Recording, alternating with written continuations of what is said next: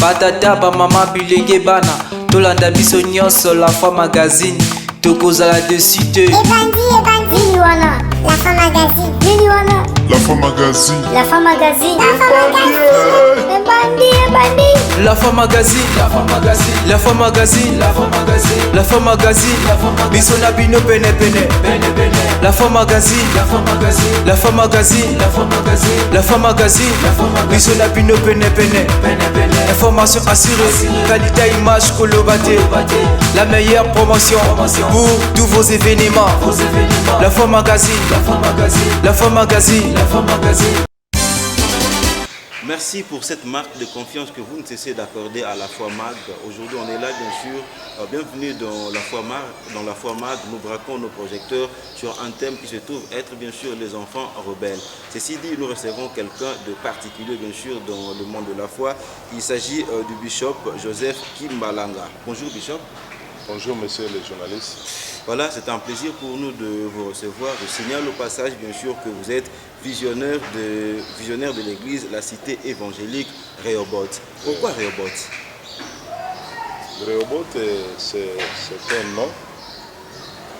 Vous savez, Isaac, après la mort de son père, est allé de guerre en guerre.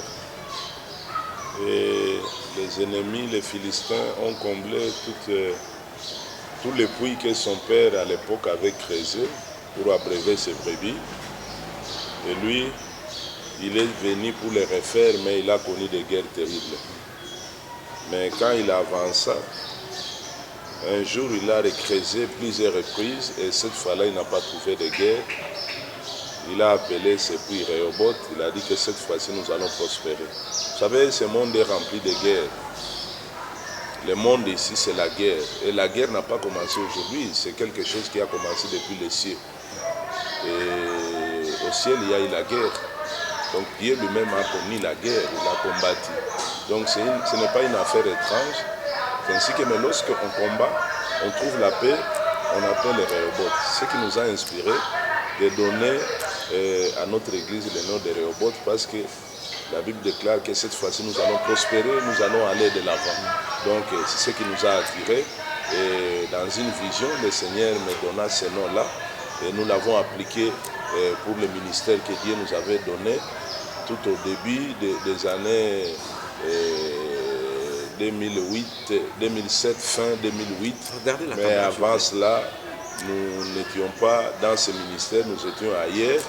Et lorsque Dieu nous parla de cela, nous avons dit commencer ce ministère. Mais moi-même, c'est depuis 1990 que j'ai commencé le ministère. Donc j'ai une trentaine d'années du ministère. Je ne suis pas quelqu'un qui a commencé hier. Voilà, c'est bien dit. Mais déjà, quand vous dites comme ça que votre église est dénommée Rehoboth, par là on peut aussi comprendre qu'il y a eu trop de guerres dans votre vie? Absolument, absolument. Il n'y a personne qui ne peut pas avoir de guerre. Tout le monde doit connaître des guerres. Des fois vous êtes vaincu. Oui.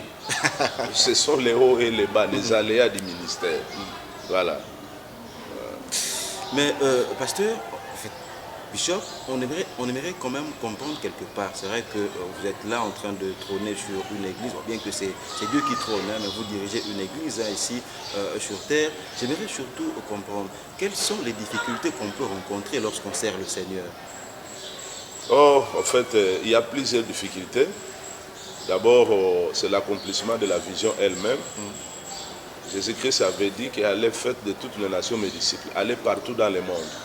Et en allant, nous rencontrons des problèmes. D'abord, nous rencontrons les difficultés de la croyance des gens qui, des fois, ils ne croient pas. Il y en a les autres qui croient. Les autres qui acceptent quand ils viennent deviennent un problème à l'intérieur du ministère. Tout ça, ce sont les difficultés que nous rencontrons. Nous, par exemple, nous sommes des gens qui ont beaucoup plus travaillé à l'intérieur du pays et nous avons travaillé dans les milieux islamiques, dans les Maniema. C'est là où on a beaucoup travaillé pour convertir un musulman, par exemple. Ce n'est pas une chose facile. Nous l'avons fait et nous avons gagné ce que Dieu nous a donné. Mais dans tout cela, toutes les difficultés que nous pouvons connaître, ce sont des difficultés normales qui sont normales pour toute une vie du ministère. Donc ne venez pas dans le ministère avec l'idée du luxe. Donc dans les ministères, il y a la souffrance, il y a des problèmes. Vous devez, c'est inhérent. Ce sont des problèmes que nous devons rencontrer. Nous n'avons pas à échapper. Notre Seigneur n'avait pas échappé. Il a rencontré jusqu'à payer le sacrifice suprême. Même s'il a pleuré quelque part. Oui, il a payé pour nous sauver. Nous également, qui acceptons d'aller sur sa voie, nous devons nous préparer pour des problèmes et des difficultés. Voilà, c'est très bien dit, Bishop. Je veux comprendre, c'est vrai que là, nous sommes en République démocratique du Congo, particulièrement à Kinshasa. La RDC est un pays laïque. Est-ce que cette laïcité ne consacre pas quelque part un certain antagonisme entre des religions qui sont à la quête de l'influence sociale? Non, antagonisme non. Peut-être pour les gens qui ne comprennent pas. Ça, c'est un problème des législateurs. Les législateurs, lorsqu'ils se sont réunis, ils ont étudié, ils ont mis cet aspect-là dans notre constitution, ils savaient pourquoi ils l'ont fait. Et aujourd'hui, les églises que nous connaissons aujourd'hui n'étaient pas hier. Ça remonte, les réveils par exemple, ça remonte à partir des années 1970 et ça s'est venu confirmer beaucoup plus en 1980 et nous avons vu cette effervescence de la naissance de plusieurs églises. C'est le Seigneur Jésus-Christ qui a permis qu'à faites de toutes les nations. Et quand on fait de toutes les nations les disciples, on va les garder dans un seul temple. Ça ne va pas contenir. C'est Jésus qui avait dit, hein? Oui. Il y a des religions qui n'adorent pas Jésus. Absolument. C'est là où le législateur a dit que c'est un pays laïque. Ne demandez pas à l'État de mettre tout le monde des chrétiens. Parce qu'il y a des musulmans, il y a de plusieurs religions ici, il y a même des religions des Noirs. Alors tous ces gens-là, nos législateurs ont compris qu'il fallait les laisser aussi la liberté d'invoquer leur Dieu et leur divinité. C'est ainsi que nous, en tant que serviteurs de Dieu, nous devons nous plier à la loi de notre pays. Nous devons accepter la loi de l'État. Parce que l'État a dit que c'est un pays laïque. Nous devons accepter cela. Et nous, quant à nous, nous faisons, nous qui sommes des chrétiens de Jésus-Christ, nous faisons le travail selon la vision de notre Seigneur Jésus-Christ. Pour les autres, ils font aussi leur travail. La religion musulmane, par exemple, elle n'a pas commencé hier, aujourd'hui, avec les églises de réveil, ça a commencé depuis longtemps. Nous qui avions étudié l'histoire de l'église, nous connaissons comment tous ces mouvements-là sont nés et on ne peut pas les empêcher aujourd'hui, les effacer par revers de la main pour dire que nous, ça crée des problèmes. C'est pourquoi l'État congolais a jugé bon de dire que non, notre pays, c'est un pays laïque. Voilà. C'est très bien dit, mais Bishop Joseph, est-ce que l'église que vous dirigez est à l'image de l'église primitive? En fait, à l'image de l'église primitive, pas forcément. Si nous disons que c'est à l'image de l'église primitive, ça veut dire que nous devons tout faire comme les apôtres faisaient. Les temps sont en train de courir, les réalités se diffèrent actuellement. À l'époque de l'église primitive, tous ils étaient dans un seul lieu. Ne nous demandez pas d'être tous dans un seul lieu. À l'époque de l'église primitive, il n'y avait que les apôtres qui travaillaient avec Jésus-Christ. Mais quand ils sont allés par exemple vers les païens, ils ont converti les gens des païens, ils sont devenus aussi des serviteurs de Dieu. Mais ce que nous devons garder, c'est la doctrine, la pire doctrine chrétienne qui est inscrite dans la Bible et rester dans la vision biblique. Mais les réalités peuvent se différer. Par exemple, aujourd'hui nous retrouvons dans notre ville de Kinshasa ici, dans chaque avenue il y a des églises. Et vous n'allez pas me dire que de comparer ça avec l'église primitive, c'est pratiquement impossible. Les temps sont en train de courir, les réalités changent, la vie change, les données ont changé. Et alors, il y a ce que nous appelons l'adaptation, mais nous restons sur les mandats que le Seigneur nous a donnés. Allez, faites de toutes les nations mes disciples.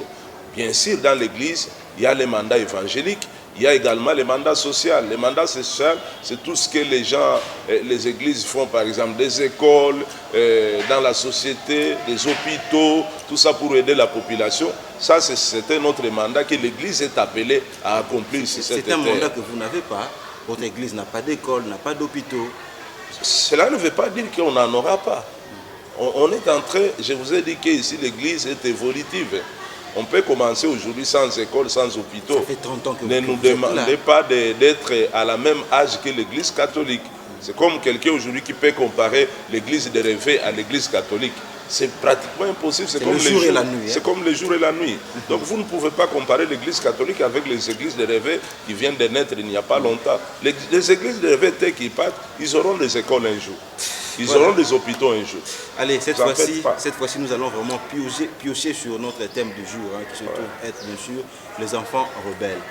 Bishop, quand vous entendez comme ça, on lance dans le vide comme ça, les enfants rebelles, c'est quoi le contenu que vous donnez à ce concept?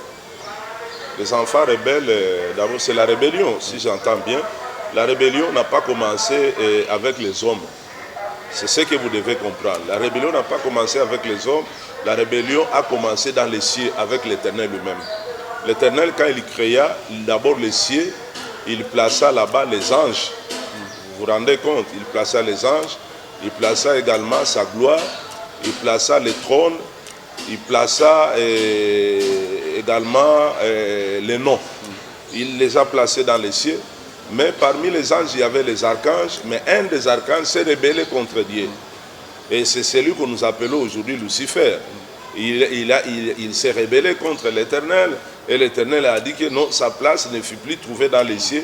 Il fut précipité dans l'abîme, dans le séjour des morts. Et l'abîme, le séjour des morts, c'est la terre où nous nous trouvons. Et il a été précipité ici.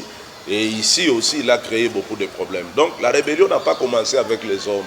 La rébellion a commencé avec un ange qui était l'ange de la lumière, qui était auprès de l'Éternel. La Bible parle dans Ézéchiel chapitre 28 que tu étais un chérubin protecteur.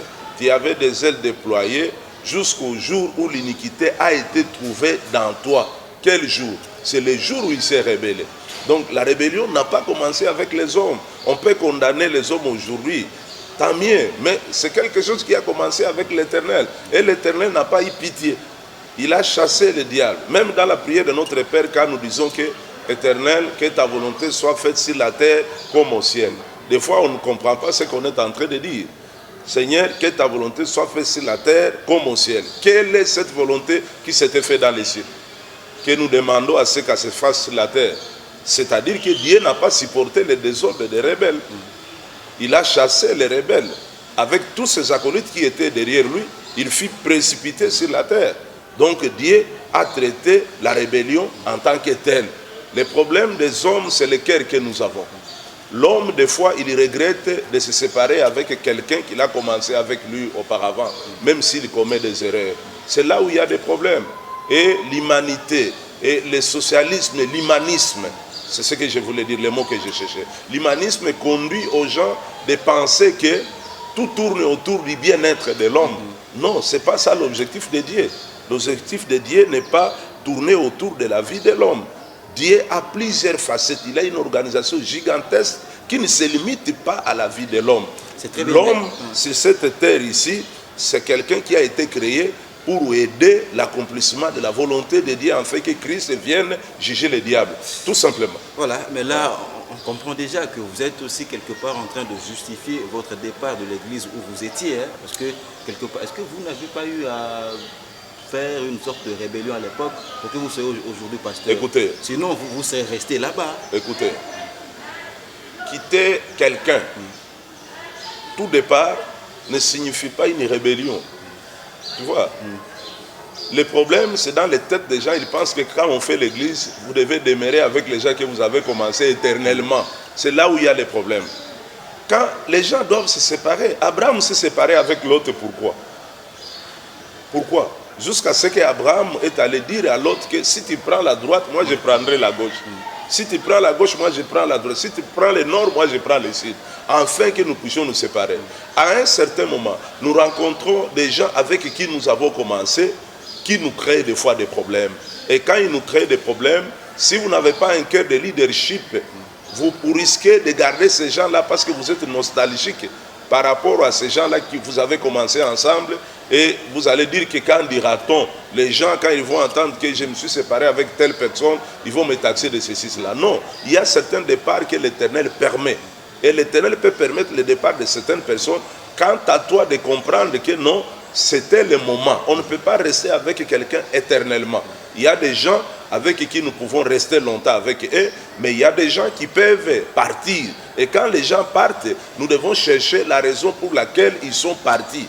Et des fois, certaines raisons c'est peut-être une correction que Dieu veut nous montrer. Donc il ne faut pas sauver les apparences. Non, Dieu peut nous corriger en nous disant que non, la personne avec qui vous êtes, si vous continuez à marcher avec elle, vous n'allez pas atteindre votre objectif. Moi, l'Éternel, je permets qu'il vous quitte. Et là, il ne faut pas regretter. Il ne faut pas regretter, le Seigneur va envoyer un autre. Donc, tout ce que nous devons faire, c'est de respecter la volonté du Seigneur et accomplir ce que l'Éternel veut. Pas avoir le socialisme, l'humanisme. C'est ce qui tue l'Église aujourd'hui à cause des gens. Voyez. Donc là, je comprends quand même que par moment, il faut tourner le dos au collectivisme. Oui. C'est très bien dit, mais pasteur, aujourd'hui, nous voyons quand même comment est-ce que les choses fonctionnent. Est-ce que quand même on peut imposer certaines disciplines quant à l'obéissance d'un fidèle vis-à-vis de son pasteur? Absolument. C'est ce que nous appelons l'éthique ministérielle. L'éthique ministérielle... On n'obéit pas à tout. Oui, l'éthique ministérielle nous pousse, nous, en tant que serviteurs de Dieu, de reconnaître d'abord les pères par qui nous sommes passés, qui nous ont engendrés spirituellement. Nous leur devons la loyauté, le respect et l'amour. Parce qu'un fils travaille pour le compte de son père. Mais quand toi, un fils, tu commences à travailler pour ton compte et à toi-même, là, ça devient un problème. Nous avons vu le fils prodigue qui, un jour, il s'est réveillé, il a dit que « Papa, donne-moi ma part, je dois m'en aller. » Et le père n'avait pas refusé. Il est parti, il lui a donné sa part, il est parti. Mais là où il est parti, il a eu des problèmes. Et puis, il s'était dit que non, je dois rentrer chez mon père. Et quand il est rentré, son père l'a accueilli. Il y a certains enfants que nous devons accueillir, les autres, on ne doit pas les accueillir. Quand ils sont partis, ça devient pour nous une bénédiction parce que ce qui bloquait le ministère est parti. Abraham, c'était la même chose. Il fallait que Lot parte. Parce qu'Abraham a connu certaines batailles qui étaient provoquées par Lot. Abraham a connu même des guerres qu'il ne devrait pas combattre à cause de Lot. Mais le jour que Lot est parti, c'était une délivrance pour Abraham. Donc, nous devons enseigner à nos fils de nous aimer, d'être loyaux envers nous, mais nous ne devons pas oublier également que nous également, nous devons savoir comment nous devons vivre avec nos fils. Parce qu'un père doit avoir un gros cœur. Un père doit avoir de l'amour. Un enfant, même s'il est sali, le père ne va pas le jeter. Et le père doit toujours l'attirer. Mais quant à ce qui concerne la rébellion, Dieu n'a pas supporté la rébellion. Ne demandez pas aux hommes de supporter la rébellion. Dieu lui-même ne l'a pas supporté, mon frère. Comment vous voulez demander à un homme, un pasteur, de supporter une rébellion? Une rébellion, ça devient une rébellion, c'est-à-dire que la personne est devenue comme un frein pour votre avancement. Eh bien, que ta volonté soit faite sur la terre comme elle s'était faite au ciel.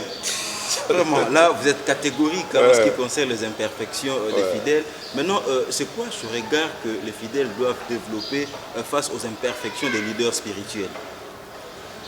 D'abord, un fils ne regarde pas aux imperfections de son père. C'est mauvais. Il doit regarder son père comme quelqu'un de parfait. Il doit regarder son père, il doit regarder le bon qui est dans son père. Il doit regarder les qualités les plus meilleures qui sont dans son père. C'est à cela que Dieu l'a appelé de rester à côté de son père. Même si son père choisit d'aller loin de Dieu. Mais quand il choisit d'aller loin de Dieu, mais Dieu n'est pas mort. Dieu est là, c'est Dieu qui va le corriger. C'est Dieu qui corrigera, ce n'est pas le fils qui corrige le père. Vous voyez? Alors aujourd'hui, il y a des problèmes dans nos églises. Les fils veulent corriger le père. Et quand on corrige le père ne va pas tolérer. C'est comme le diable et Lucifer. Ils voulaient corriger le père. Qu'est-ce qui s'était passé au ciel? Parce que vous ne vous posez pas de questions. Le conflit était quoi? Entre Dieu et Lucifer. C'était quel conflit? C'était le conflit du trône. Le trône que Dieu avait mis dans les cieux était resté toujours vide en attendant l'entrée du Fils. Et lui, il enviait, il convoitait ce trône. Il se disait que je suis grand, je suis beau, je suis haut. Moi aussi, je peux aller m'asseoir sur ce trône. Et l'Éternel a dit que ça ne t'appartient pas. Il y a quelqu'un qui a été créé depuis l'éternité pour venir s'asseoir sur son trône. Alors, il faut attendre. Mais lui n'a pas voulu. Il a commencé maintenant à rébeller les anges. C'est là où le problème a commencé. Et Dieu a dit que sa place n'est plus dans les cieux. Il faut l'écarter. Il faut l'écarter. Et c'est de cette manière que les fils doivent regarder leur père. Nous devons regarder nos pères comme des gens qui ont eu un ainsi dit l'Éternel et nous devons les suivre pour apprendre. Même et si quand, ce n'est pas le cas. Quand nous apprenons auprès de nos pères, nous gardons ce que nous venons d'apprendre. Un jour, peut-être le Seigneur va nous amener dans une autre piste, nous allons évoluer. Voilà, on comprend quand même qu'on est censé regarder nos pères comme étant vraiment de véritables modèles. Hein. Ce n'est pas la politique, parce qu'il faut pas confondre. Il ne faut pas confondre les discussions que vous menez dans la politique et les amener à l'église. Les discussions que nos téléspectateurs mènent, il ne s'agit pas que de moi. Absolument. Je parle de tout le monde ici, parce que les gens aujourd'hui commencent à confondre la politique et l'église. Ne menez pas ces histoires dans les terrains de l'église. S'il vous plaît, je demande à tout le monde qui me suit, ne menez pas vos discussions politiques au niveau de l'église. L'église, elle est sacrée. L'église, c'est quelque chose que Dieu a établi sur la terre et il a sa façon de conduire. Ce n'est pas de la manière dont on conduit la politique que nous devons conduire l'église. Donc vraiment, je vous prie de me comprendre, de ne pas mener les désordres dans l'église. Mais Bishop, quand vous dites ça quand même, quand vous cherchez à établir ce distinguo entre l'église et la politique, on voit quand même depuis un temps que l'église s'est invitée dans la politique, ou encore la politique a invité l'église dans la politique, hein, avec l'affaire bien sûr, le choix du président de la CENI. L'église est invitée. Là on voit quand même que vous êtes incapable de vous entendre. Est-ce qu'on peut dire quand même que malgré ces divers guéguerres, on doit toujours se servir des pères spirituels comme étant des modèles? En fait, bien-aimé, l'Église, je vous ai établi deux sortes de mandats. Il y a le mandat évangélique et le mandat social. C'est le mandat social qui a fait à ce que les politiques, après plusieurs tractations politiciennes, ils ont conclu que nous devons faire appel à des religieux pour nous départager pour choisir celui qui va présider à la destinée des élections. Vous voyez, c'est ainsi qu'ils ont mis les églises là-dedans. Alors toutes les confessions se sont réunies. Je pense qu'il y en a combien? 6 confessions? 8. Ils se sont réunis, ils se sont mis ensemble. Ça n'a pas commencé qu'avec cette législature. Non, elles sont incapables de s'entendre. Ça n'a pas commencé avec cette législature. À l'époque, ils s'entendaient comment? C'est qu'il y a eu des problèmes. Alors ces problèmes-là seront résolus. Qui ont introduit ces problèmes? Ce sont les politiques. C'est ce que je suis en train de vous dire, que l'Église... Donc là, on peut dire que les religieux sont maintenant manipulés. Absolument, ils sont manipulés, ils ne s'entendent pas, mais ils finiront par s'entendre. Ils finiront par s'entendre parce que ce sont les hommes de Dieu. Moi, je les respecte.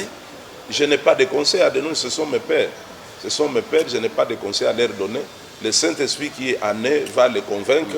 Un jour, il faut s'entendre dans tout ce qu'ils sont en train de faire. Mais dans tout cela, le Congo, notre pays, a sa destinée.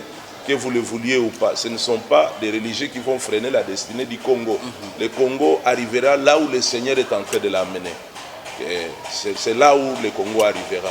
Vous pouvez appeler ce que vous appelez aujourd'hui comme blocage, mais Dieu peut-être veut ça. Il sait là où il nous amène. Donc nous sommes bénis pour tout ça. Je respecte encore mes pères spirituels, que ce soit des catholiques, que ce soit des protestants, que ce soit des kimbanguistes. Ce sont mes pères. Je présume qu'ils ont le Saint-Esprit, ils ne peuvent pas aller en erreur. Donc les erreurs que vous appelez aujourd'hui erreurs ne s'entendent pas, ils vont s'entendre. Voilà. Voilà, c'est très bien dit.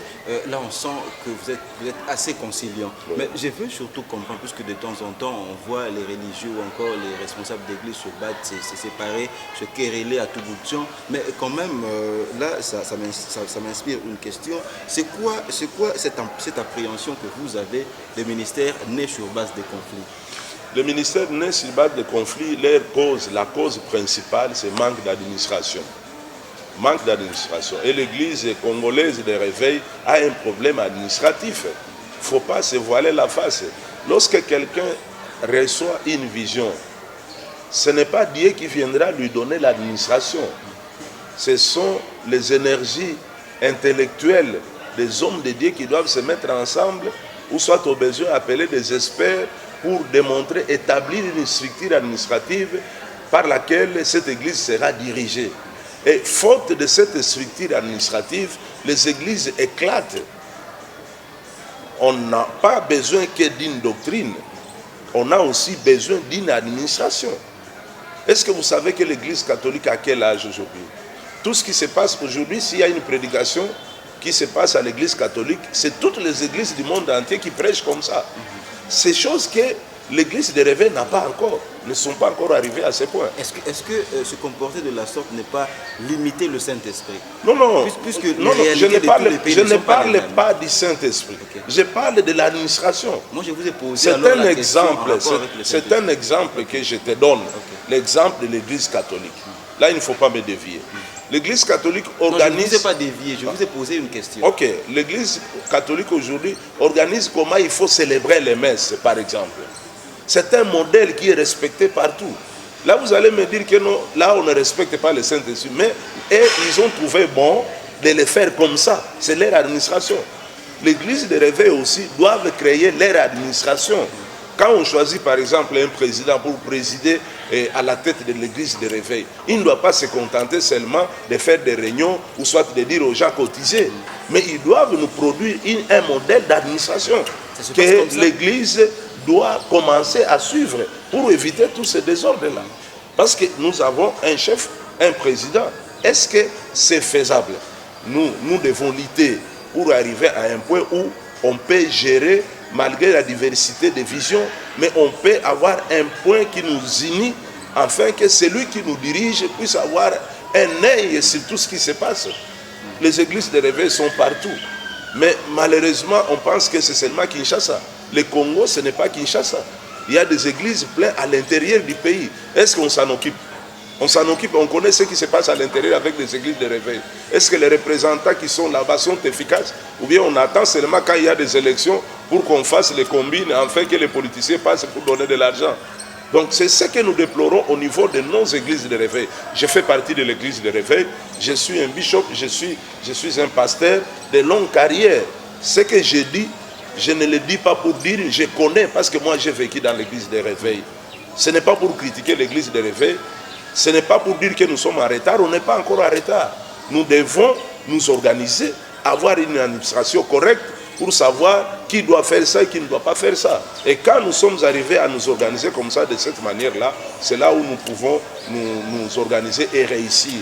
On ne doit pas se comparer aujourd'hui aux églises qui sont stables, parce que nous, on n'est pas encore stable administrativement.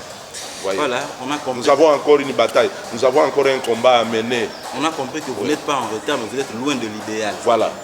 Voilà, c'est très bien dit, mais déjà, juste simplement, après vous, puisque vous n'êtes pas quand même une pierre, vous êtes censé passer un jour, comme disait quelqu'un, tout coule, tout passe, rien ne demeure. Je sais quand même qu'un jour, vous allez aussi partir, mais est-ce que quand même, pour qu'il n'y ait pas de division après vous, vous avez déjà eu à préparer l'après-vous, c'est-à-dire un successeur, c'est lui qui sera là, qui dirigera cette église après que vous soyez parti? Ok, tout homme doit partir. Un jour, l'homme passera. Et un pasteur, un visionnaire. Parce qu'il y a différence entre un pasteur et un visionnaire. Le pasteur peut être associé dans une église avec un visionnaire. Mais le visionnaire, c'est celui qui porte le fardeau même de la communauté de l'église. Parce que nous n'avons pas que cette seule église de Kinshasa. À Kinshasa, on en a dans d'autres communes. Nous avons des églises, j'ai des églises au niveau de Kisangani, j'ai des églises au niveau de Kindu au Maniema, j'ai des églises un peu partout dans plusieurs provinces. On sent que vous en avez que dans des grandes villes, hein, dans des coins reculés. Non, ne vous en faites pas. Nous avons des églises même à l'intérieur. Tel que vous me voyez là, moi je viens de l'intérieur. Je viens de Kindu, j'ai été à Kasongo, j'ai été à Bikenge, j'ai été partout, j'ai été à Kalima. Donc Kalima, ce n'est pas Kindu. Kindu, c'est la capitale du Maniema. Mais j'ai été au fin fond. Je suis un pasteur qui travaille selon le modèle de Christ. Je pars dans l'évangélisation. Donc toutes ces églises-là qui sont là, nous devons bien les administrer. Je venais de vous dire ici, ce qui manque à l'église de réveil, c'est l'administration. Et comme moi je l'ai dit, nous sommes en train de nous battre. Nous sommes en train de nous battre. On ne prépare pas un successeur comme ça. Quand on dort, on se réveille, on dit que tel est devenu successeur. Il faut le préparer. Jusque-là, il n'existe pas. Il peut exister, mais... Préparez votre fils, je crois. Il peut être là, mais il est en train d'être préparé. Même votre biologique. Les moments opportuns, pourquoi pas, s'il le mérite. S'il le mérite. S'il convainc tout le monde dans l'église. Même votre femme. Absolument, il n'y a pas de problème. Il n'y a pas de problème. Ça se mérite. Parce qu'il y a nos femmes, il y a nos enfants qui ne peuvent pas commencer à tomber comme ça. Il faut commencer à les préparer et les autres évoluent avec les autres. ensemble. Et si ses qualités lui permettent d'être un leader, pourquoi lui refuser? C'est ça le problème du Congo. Aujourd'hui, nous sommes en train de voir nos pères spirituels. L'apôtre Mbi est parti et nous sommes en train de prier pour cette grande communauté-là, comment les choses vont y aller et que le Seigneur bénisse les églises au nom puissant de Jésus.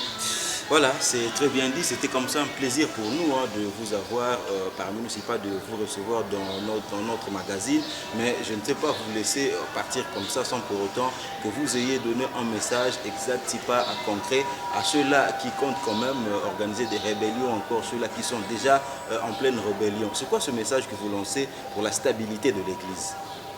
D'abord, le message, c'est le message d'amour. Le Seigneur est bon, il est un Dieu d'amour. Et si vous aimez votre père spirituel, votre papa, que moi je sens que je dois partir.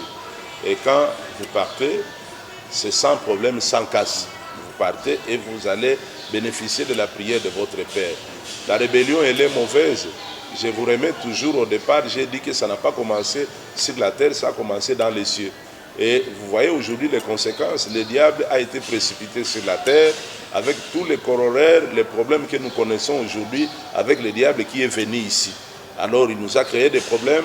Donc je demande à tous ceux-là qui veulent quitter quelqu'un, qu'ils le quittent au propre. Au lieu de faire des rébellions et inciter d'autres personnes à partir avec eux, ça va détruire la communauté. Merci beaucoup. Voilà, merci beaucoup, monsieur Bishop, Bishop Joseph Kimbalanga. C'était un plaisir pour nous de vous avoir dans notre magazine. Moi également. Allez, quant à vous également qui êtes là en train de nous suivre, nous vous disons merci, puisque vous étiez hyper nombreux en train de nous suivre. Vous avez bien sûr suivi ce numéro qui avait comme thème bien sûr les enfants rebelles. Nous recevions pour vous Bishop Joseph Kimbalanga, qui est visionneur de la cité évangélique Rehoboth. Je vous dis comme ça merci. Je remercie comme ça cette grande équipe qui a travaillé avec moi derrière nos caméras. Il y avait bien sûr Nadine Tampi qui était là, mais également Emmanuel Nenga qui était aussi là bien sûr au niveau du cadrage. Et je m'en vais comme ça dire un grand merci au coordonnateur de ce magazine, vous laisse dire. Il s'agit bien sûr du cordon Sage Ntoto Poincaré. Allez, on se retrouve comme ça au prochain numéro de notre magazine. Portez-vous bien. Merci. Batata ba mama bilenge bana tolanda biso nyonso la fois magazine tokozala dessus te Ebandi wana la fin magazine. Nini wana La fin magazine. la fin magazine. Ebandi La fois magazine, la fois magazine, la fois magazine, la fois magazine, la fois magazine, la fois magazine, biso na bino pene pene, pene pene. La fois magazine, la fois magazine, la fois magazine, la fois magazine, la fois magazine, la fois magazine, biso na bino pene pene, pene pene. Information assurée, qualité image kolobate, la meilleure promotion pour tous vos événements.